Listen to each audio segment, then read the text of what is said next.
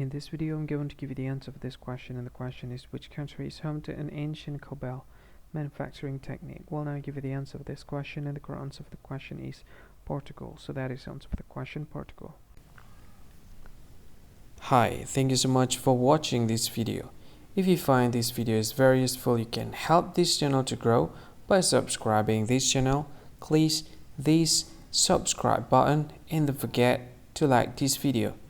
And if you find this video is not really good, or you don't really like this video, or you kind of feel that it's a little bit offensive or something like that, you can click this one, dislike button. You can do that anyway.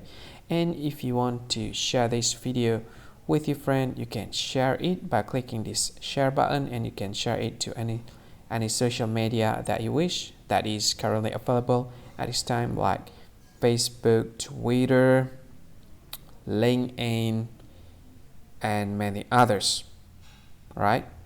And if you want to add this video to your playlist, you can click this one. You can watch this video later, and you can find more options by clicking these three dots.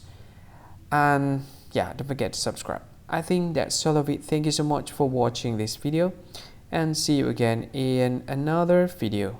Bye bye. See you again.